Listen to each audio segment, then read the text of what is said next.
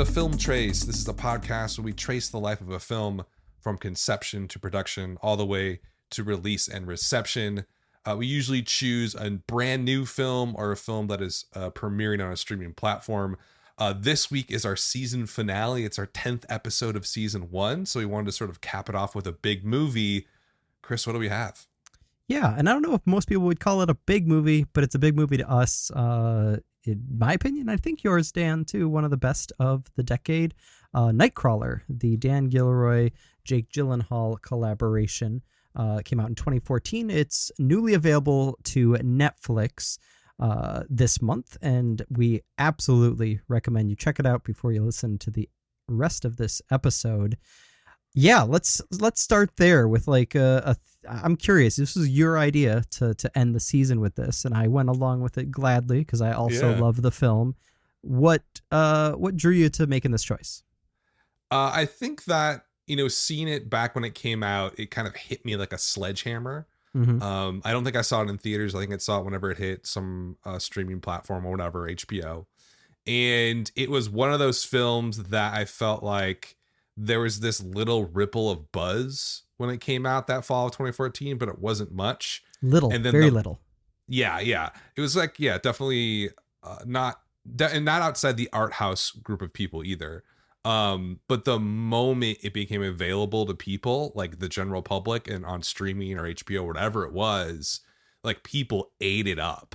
And it became this film that if you were on Reddit at all in the last 5 years, or on any Discord, any sort of place where film snobs and nerds and dweebs hang out, they would be talking about Nightcrawler.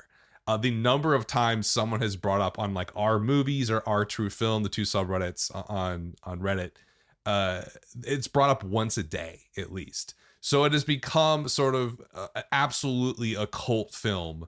I guess that term applies to Nightcrawler now. It is very popular amongst a very specific group of people. And I would say mostly male, mostly under the age of, let's say 40-ish. And there's something about it that speaks to that group of people in a way that a lot of even other big cult, like cult films, like a Blade Runner 2049, for instance, didn't speak to them. There's something special about this film. And palpable when you hear people talking about it. It's not just like, oh, this is a good movie. It's like, oh, this is like so good I can't even describe how much it means to me or how it made me feel. It's one of those films, so I felt like we had to tackle it. Sure. When was the first time you saw this thing? I saw it I believe the day it came out, on that Friday afternoon. I teach high school, and I used to teach at a school that got out early most Fridays for religious reasons. I'm not religious, so, or I guess if I am, I go to the movie theater.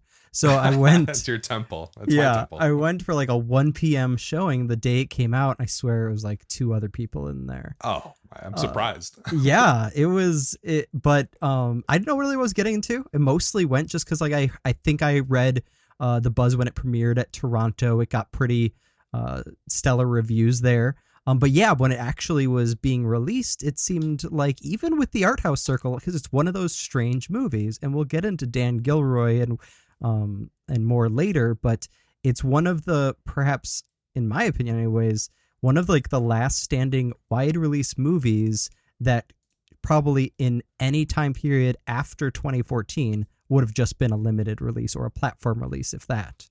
And the way that it was just like sitting there at the Cineplex, just like with its ominous poster and neon title, it just like felt like I need to see what this is all about. It was also the same year that you mentioned Blade Runner 2049, Denis Villeneuve. He directed that, and he also directed Jake in that same year in a movie called Enemy. Him? Yeah. And I had just seen that. And so like, it was pretty unique because like I had followed Jake Gyllenhaal like most movie nerds since Donnie Darko, right, in 2001. And he had like kind of quickly become just one of those like reliable actors. There was an interesting article I read, a profile of him talking about how like Prince of Persia was like the point of no return for him, where it was like, okay, he kind of realized, and the industry kind of realized that he doesn't fit that kind of, stereotypical masculine movie star role. And so then he reverted back to these kinds of smaller, edgier movies. And I think that it's going to go down in history as Lou Bloom is one of the great characters, and his as one of the greatest performances. And I think that's more than anything else. We'll talk about the movie at length, but his performance shook me to my core on that like sunny, lonely Friday afternoon. Yeah, the moment that I saw this, I knew that, his performance as Lou was kind of, it felt up there with like some of the greats in the 70s. It just had that sort of spark and intensity and zero give to it. None. There was no slack at all in what he was doing. It was almost as if, in the true goal of being an actor, he became somebody else and totally inhabited this, maybe a sociopath. Maybe we'll discuss that and what that's all about later. But yeah, it's probably easily one of the finest performances of the last decade. Would you agree with that? Yeah, I think it's insanity that he didn't even get a nomination. It makes no sense. It actually makes no sense but I think from a financial perspective and how it actually performed, it makes a lot of sense. Yeah, they didn't, because it was not a popular film amongst any group of people. When did it come out? Like in April? Yeah. Okay. So let's rewind. Let's do the film trace. Let's begin. Yeah. Let's the conception dive into this thing of Nightcrawler. So yeah, even before release, before production, going back to our friend Dan Gilroy, he wrote and directed this. This is his directorial debut. He had been in the industry since the early 90s, along with two of his brothers. His brother Tony was a huge producer for a long time, along with his business partner Jennifer Fox. They came out with one of the best movies of the 2000s, in my opinion, anyways. Michael Clayton, and so good. Then the other brother, who I'm losing the name of right now, is editor ASC in the industry. I lost it. But John Gilroy. Right? Thank you very much. Yeah. The three of them teamed up for this. Basically, Dan Gilroy had been writing scripts, but co-writing and full credit. Nothing of huge note. Probably his big break as a screenwriter was really when his brother asked him to script The Bourne Legacy in 2012, which was directly preceding Nightcrawler. He had made some very subpar 90s movies, Free Jack, where he met his wife, Renee Rousseau, Chasers in 94, directed by Dennis Hopper. So like he's got his foot in the industry. And then he teamed, probably his best work before Nightcrawler was a movie, I don't know if you saw this, The Fall from 2006, directed by Tarsem Singh. No, I've never seen it. Tarsem Singh, you might recall, as the director of The Cell, starring Vincent D'Onofrio and Jennifer Lopez. Classic? Question mark. Yeah, big question mark. But The Fall I highly recommend it. It's a really moving, mostly Spanish language film, but it had a American script, and it's really beautiful. And so then Bourne Legacy, whatever, it's part of that franchise. It's probably the weakest link, but it's work. So I'm not going to begrudge him or his brother Tony. But then ultimately, now you can take over here. Once he had a shot at doing his own movie that he'd both write and direct, why this kind of weird treatise on television broadcast news / a million other things. Yeah, it's I think obviously if you're listening to this podcast, you probably should have seen the movie, but if you hadn't for whatever reason and kind of wonder, what is Nightcrawler about? It's about a lonely anti-hero villain ? We don't really know. A lonely guy who essentially wants to find a way to be quote unquote successful. He comes across, they're called stringers. They're essentially people that go around and film crash sites where police are getting involved, shootouts, arrests, and then sell that footage to local news rooms. And it takes place in Los Angeles. Los Angeles is almost like a character in this film. It's one of those definitely sort of LA, maybe noir films, you might want to call it. But the inspiration for this from Dan basically came from Arthur Felling, known as Ouija. I think that's how you pronounce it, Ouija. Mm-hmm. And he was a guy who in the mid 20th century would go around and listen to police scanners and get to crime scenes like right away, sometimes even before police got there, and essentially would take photos of people who were murdered, and then he would sell these sensationalized photographs to the news. And that's sort of the impetus for this entire story. Now, Gilroy updates it to the modern sort of version of that, which are these stringers who sort of creep around Los Angeles at night looking for horrific things that happen in order to make money off of them. And I think that was sort of the initial spark here. And then he kind of runs with it in a way that is almost less focused on the people who are the stringers themselves, I feel like. Obviously, Lou is the protagonist, but he also dives deep into the system that promotes them and that allows them to exist, which is sort of the local news networks in Los Angeles specifically. And I think that it's, and then it kind of goes out from there, right? It's not exactly, would you call this a character study? Or would you call, what sort of genre would you lump this into? Yeah, it's a good question. I think one of the most interesting things about it that kind of edges it away from character study territory is notoriously the lack of backstory we're given about Lou, right? It's a character study in as much as perhaps Taxi Driver is a character study, right?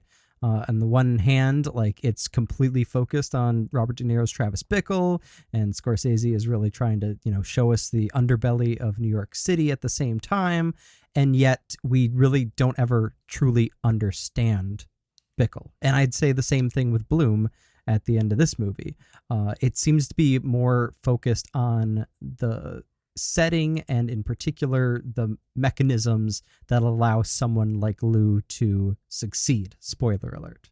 Yes, exactly. And I think it's important to note that he did start with Lou as a character, as a sort of, he says antihero, and there's a quote that he has. He sort of wanted to create a story where the antihero essentially wins. And the quote is, okay, if I go with an antihero, I don't want to do a reductive story of a psychopath. I want to do an anti-hero success story. And then he goes on to say, wait a minute, maybe the problem isn't Lou. Maybe the problem is the world that creates a Lou and rewards him. And that's essentially the thesis of the film that he's described in this interview. And I don't think the problematic part of that is, and maybe you can kind of, because you literally teach film in English to young people, how would you describe Lou as an anti-hero? We're starting off with a heavy hitter here. Yeah, wow, that's a good question. Is he really an anti-hero? Because I dove into this as someone who used to study this stuff, and I'm kind of at a loss as to whether he really fits that definition. It's obviously ambiguous, but what do you think? Yeah, I think there's some key clues in the script that it's interesting that Gilroy is so easy to pronounce that. Because a couple clues in particular where he straight up says like what it to Rick, who if there is a moral center in the movie at all, it's him, played brilliantly by Riz Ahmed, somebody that I wish would be in more movies and would kind of cool it on the rap career. But anyways, he says to his new employee Rick, when Rick says that he doesn't understand people, that he acts super weird, he's crazy, and he says to him, and he responds to him by saying, what if it's not that I don't understand people? What if it's that I don't like them?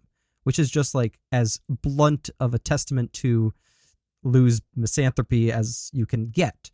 In which case, like if you compare it to some of like the most famous anti-heroes like Travis Bickle or Tony Soprano, say, I don't think either of those characters would say that, right? Correct. Yeah. So in that case, I feel like it's more of a straight up, he's presented as an anti-hero, I would say for sure in the first couple acts of the movie, but especially in like the reveal and the what should be Lou's downfall, but is actually his rise in the film's final act. It proves that he is a sociopath, that he is a villain. Yeah, I would totally honestly agree with that as well. I just don't think, I think the common perception of an anti-hero is that, okay, they have a lot of terrible aspects to who they are, but there is some shred of humanity inside of them that doesn't make them turn into a villain, right? Mm-hmm. Like there's something a part of them that still they hold on. And I just don't think that, I don't think there's anything there with Lou. I think he's a textbook sociopath and psychopath. And I actually think that's what makes the film so powerful. Right. That's what makes it hit so hard. But then I did a lot of this research and then watched the film, and then I went back tonight and reread some of it, and like going into the rewatch, I was like, oh, like these interviews make sense. These statements all align with what's on screen. But then looking back at this, Gyllenhaal says in an interview about the film, people call him a sociopath, but I wouldn't at all. I would call it the birth of an artist. It's poetry to him. Like, I don't, would you say that like Gilroy would agree with that? I mean, like, no, and I mean, you would look at you can look at the press tour. There is a pretty infamous clip that we were just talking about before we pressed record, where it seems like Gilroy and Gyllenhaal, even though they seem to have some kind of really strong chemistry, in far as creating movies, it does not seem like they see eye to eye at all. A lot about the analysis of them. It's also very possible that Gyllenhaal is just messing with the New York Times when he says that kind of thing. And also kind of that part of, he clearly went deep into the psyche of this person. And I'd imagine, playing that, I could see that as something that like Lou wouldn't say, but that like a more pretentious, like arts minded rather than business minded person might say about somebody like Lou. I don't know. It feels like something that like the Kevin Spacey's character in Seven would say or something. Not. Yeah, exactly. Yeah, that's totally true. And like in terms of like the conception of Lou and who he is, there's a lot of stuff. There's so much like interviews that they've done, Gilroy and Gyllenhaal, that it's like it was very overwhelming on some level. I think it's pretty rare where you get an artist or a director who speaks so freely and openly about why they did what they did and what it means. I mean, there's so many comments. Lou is a corporation. Jake and I always believe that if you came back in 10 years, Lou would be running the corporation. There's no stopping Lou. And stuff like statements like that over and over again. And I kind of do wonder, does that, seeing the film without that sort of context to it, and then going back and reading this stuff, a lot of the sort of nuances of the film are a little bit more accented because of this sort of commentary. But do you think that ruins viewing it, or do you feel like these words add to the experience or take away? I don't know. I think that there's definitely argument on both sides of it. I think ultimately a lot of it feels, I mean, I have to be honest, that Gilroy quote, for instance, where he pronounces him an antihero and he just talks about like wanting a success story. That doesn't sound that novel or deep to me. And yet when I watch the movie, separated from that, there is such like a vicious intensity of it. And I don't think it's just Gilroy's script, though it's definitely great. And it's not just Jake Gyllenhaal's performance, which is absolutely great, but like there's so many other aspects to this. And maybe this is a good segue into the production of the film that I think, without a couple key elements, maybe this movie wouldn't have operated on such a high level. I mean, the two that come to mind are hiring Robert Elswit as the director of photography, longtime collaborator with Paul Thomas Anderson, as well as an unbelievable score by James Newton Howard, who also knocked it out of the park with Michael Clayton. And so it feels like, it detracts on one hand, a lot of these press quotes, but on the other hand, I think it's hard. I mean, go back to the auteur theory. I think that this is not as much of a Dan Gilroy movie as it is just like a phenomenal team effort on everybody's part. No, that's a really good point. And in terms of the cinematography here, this film is gorgeous. Shot at night on digital, during the day on film. It is brilliant. It's just it's one of those. I think LA is probably one of my favorite sort of cities to see on film, whether it be like even more recent, like Collateral, Chinatown. It's just this beautiful sprawling mess of a place. I always preferred it to New York in terms of seeing it on film. It has such a unique character to it, and the way they capture the LA nighttime and the freeways and just that endless sort of neon sprawl, it's gorgeous, and I think it adds so much to this movie. It makes, I think, the psychological and emotional stuff just deeper. It just adds another layer of authenticity to it, and also sort of almost like mysticism, if that makes sense, almost like myth making. Mhm. There's like a boldness and bigness to everything that they're doing with the cinematography that really adds to the characterization. I think that a couple things that sort of popped out to me, like looking at the production notes, one is that there were no interiors or exteriors, no night or day in the script. Yeah.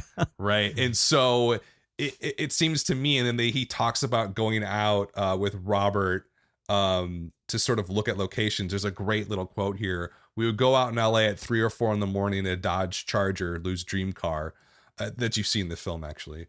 Just looking for shots and talking about the story. We bonded cinematically. The idea for LA was for it to be physically beautiful. That's how I see it. I wanted to capture its wild, untamed energy. Robert and I were always trying to use wider angles and deep focus when we could. And I think that like there's almost, I think the script obviously was set in stone with the dialogue and the characterization, but there's a huge amount of improv happening here, kind of going back to a little bit of the David Gordon Green sort of concept, where that is putting a group of really funny people in a room and letting them run. Here it's just 2 film nerds driving around Los Angeles in the middle of the night, looking for beautiful locations to sort of set their story in. And I think that that's a really important element to this. Another movie, anything by Michael Mann, obviously, Heat. Right. And then I guess even before this, Drive would be another good example of an LA movie. The nighttime, the car, the cruising, that cool, detached loner, just sort of making his way through the sprawl of Los Angeles. I mean, I could watch this movie over and over again. I do have to say that, like, the one thing that I think really helps make this movie stand out from a lot of those other LA movies, even ones about criminals like Heat, is that there is that coolness to it, but it's also just like pulsating with nervousness and anxiety. Yeah. That it makes it feel I don't know what the right descriptor would be, but it feels like when I'm watching that, I love the juxtaposition of the beautiful cinematography and the absolute just like ugliness of what the characters are doing on screen.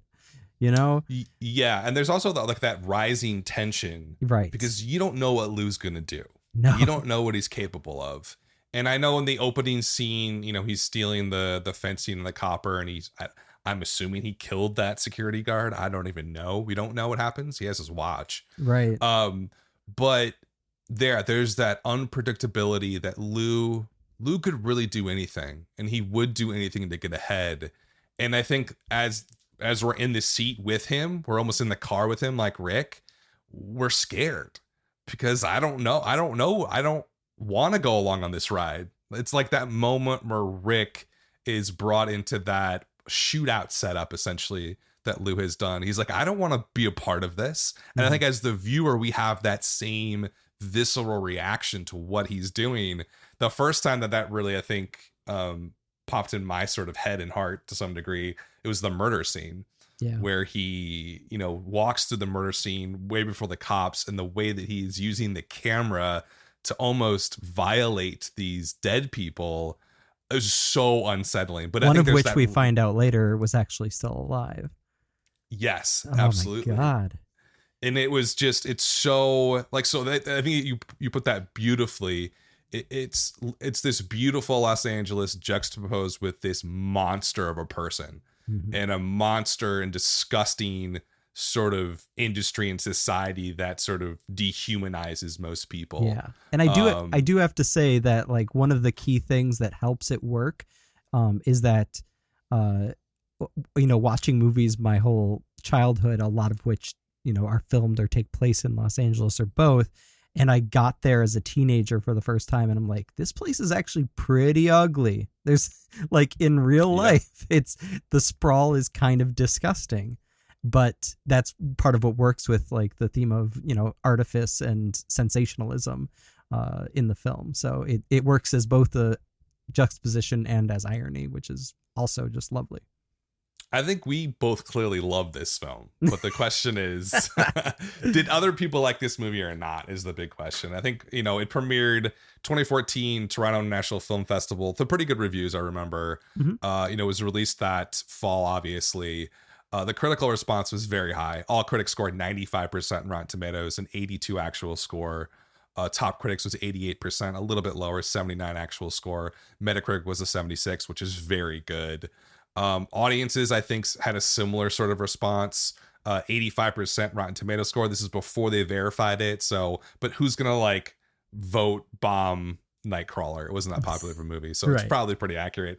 81 actual score. The one that really sticks out to me, I think, is most kind of the paradigm of what we're talking, what type of film this is the Letterboxd score of an 80. An 80 on Letterboxd is basically, I call it God tier. Mm-hmm. That's like a Godfather. That's like Heat. That's the level that group of people who uses Letterboxd, kind of film nerds, kind of people like us, film bros to some degree. Right. They worship this film. IMDb 79 out of 100, which is very good.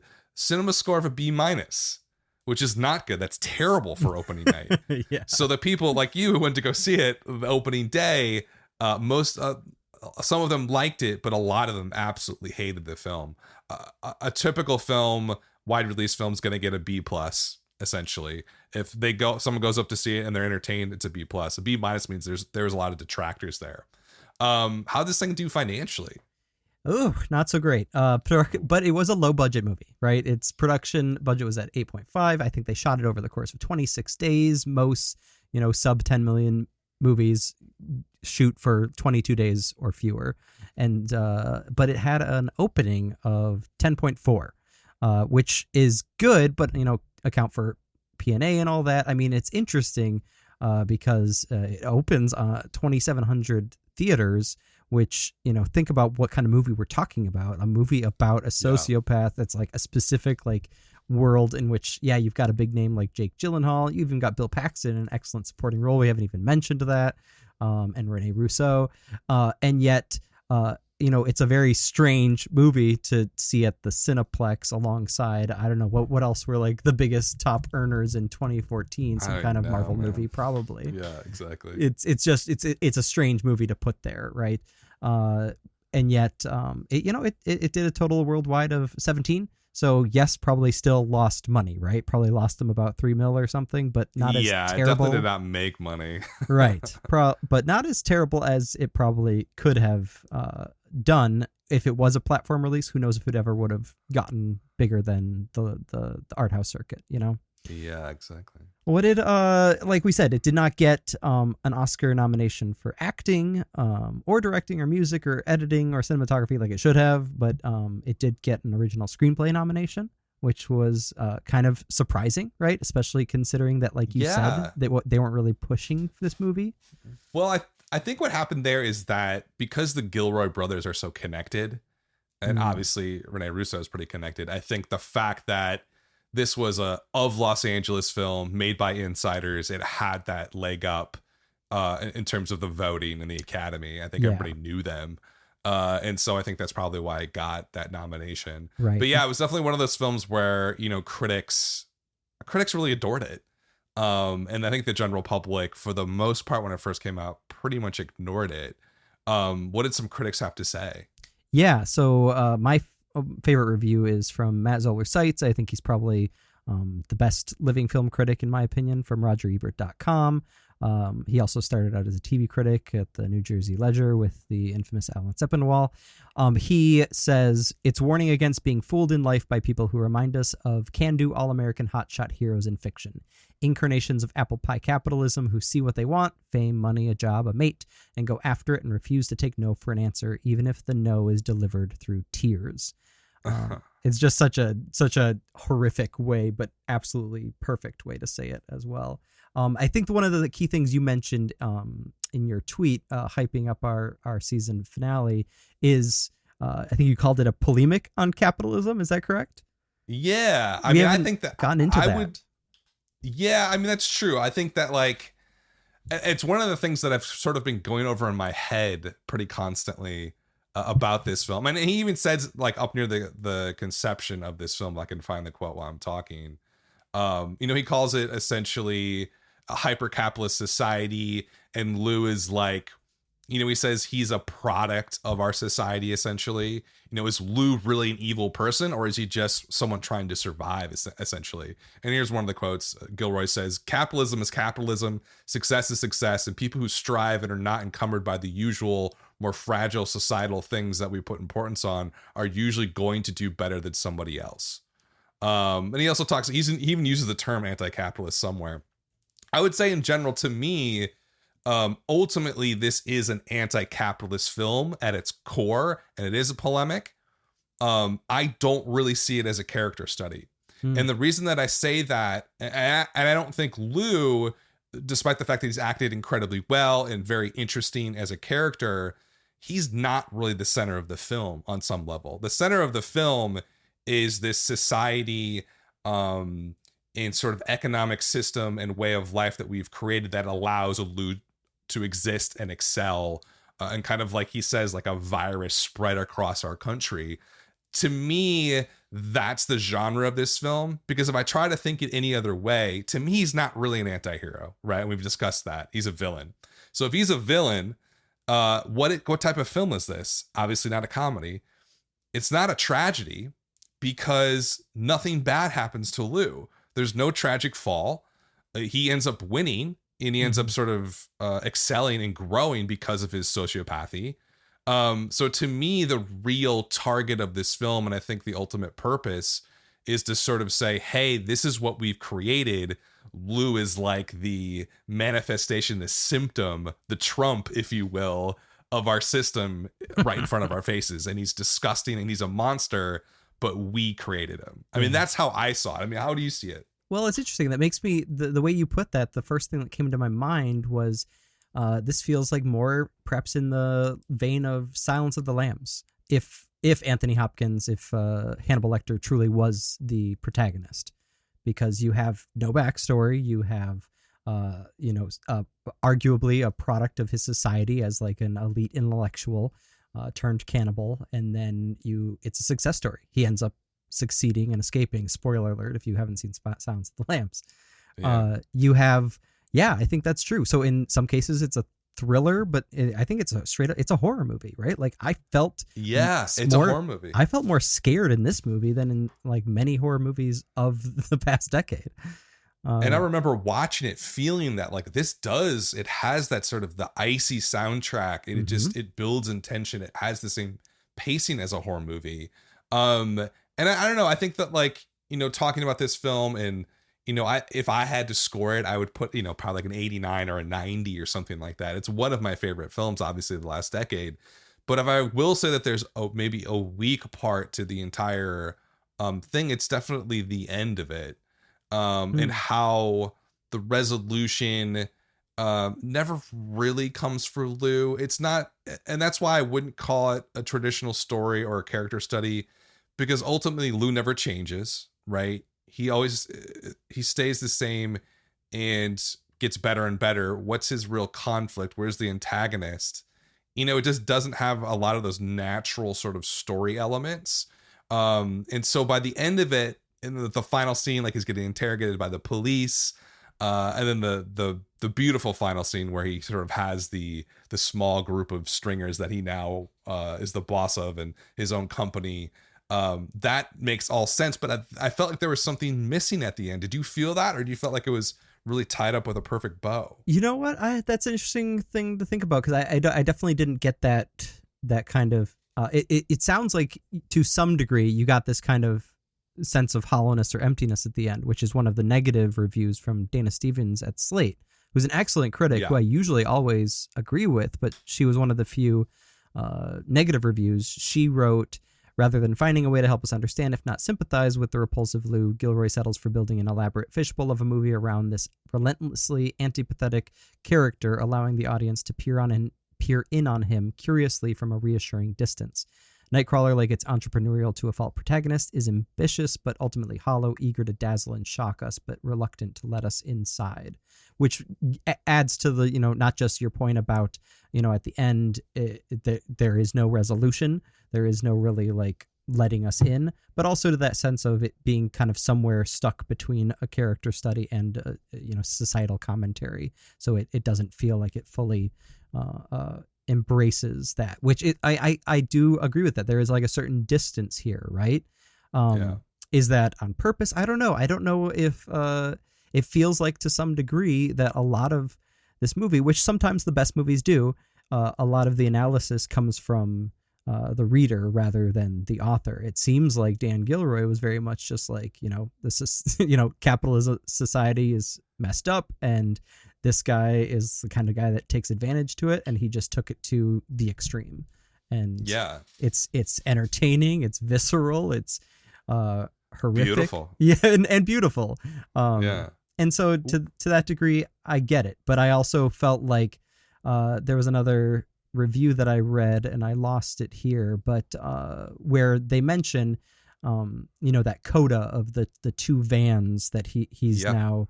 And once again, that's one of the movie's great editing tricks, like you mentioned earlier, with the opening scene of the security guard, and then all of a sudden we see that he has his Rolex, and then they do the same thing here where he's in the interrogation room. The cops know that he definitely orchestrated this horrific mass shooting, essentially, and yet they somehow don't have any reason to hold him. And so he's like immediately like, boom, fast forward. He's on the road now with 3 new interns and a giant smile on his face. He has become the head of the corporation. So like on the one hand, yes, but on the other hand, I think that's such a icy sting to the concept that it works for me. Yeah, no, I could totally see that. It lands kind of with almost like a sucker punch. Like, oh, he's supposed to lose and he doesn't lose. Right. At all. And I think, that kind of leads me to sort of, I think maybe the final sort of question here is, why has this film connected so well? For us, it's, I think, there's a lot of different reasons, but why is it connected with this group of people, especially in America, of young men? What is it about Nightcrawler and Lou that they're attracted to, do you think? I mean, you mentioned that this is an incredibly popular movie on Reddit and Discord, 2 places that I purposely try to avoid going on the internet. But I mean, it makes sense. I feel like the quote that you have here about the cultural impact from an Overland article, it says Lou Bloom digests mass culture and then regurgitates it back all over us, spurting out insipid middle management platitudes and inane tabloid morality at every turn. He adds to the discomfort by being the consummate narcissist. One of my favorite details about the movie, and I had to look it up to figure it out, is when Lou's alone doing some ironing in his sad apartment with a single plant, watching an old 50s movie. It is a Danny Kaye movie called The Court Jester, and the basic plot of that movie is that it's about a court jester who manages to manipulate the feudal system to eventually become a knight, which is just like a beautiful little Easter egg. And ultimately, I feel like I mean, this would not work if Lou Bloom was not a white male in America, I don't think. That's an awesome point. I'd never thought of that before. Like, he's kind of he has the keys to sort of manipulate other people, whereas other people wouldn't have that. It also, I think there's a little bit of a Wolf of Wall Street and Taxi Driver thing going on where people are not necessarily getting the criticism I think that Gilroy is shoving down our throats constantly.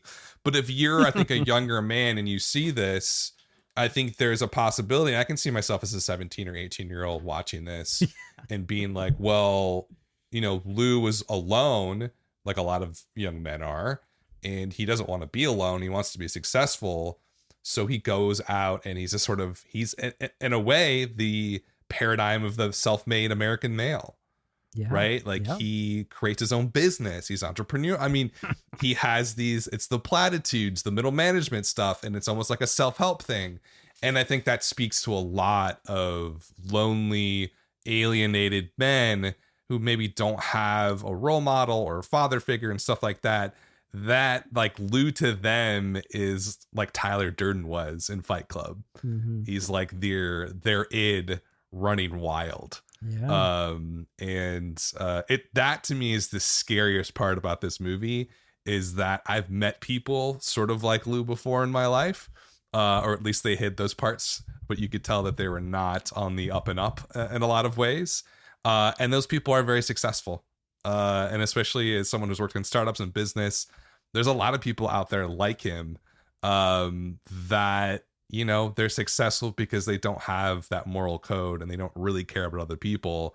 And I think at the end of the day, that's what Gilroy is sort of, he's holding up that mirror to us and saying, look at what we've created. And it's unnerving to say the least. Yeah. Any closing thoughts for season 1 of Film Trace? Man, it's been a ride, and I really appreciate that everybody who's been supporting us on Twitter and listening and subscribing on Anchor and the iTunes Music Store.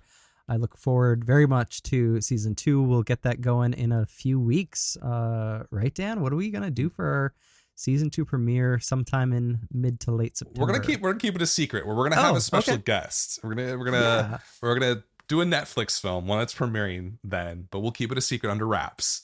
And we're gonna have a special guest on the season premiere. But yes, we do appreciate you all listening. It's been a great ride, and we hope you keep listening to season 2. Thank you. This has been Film Trace.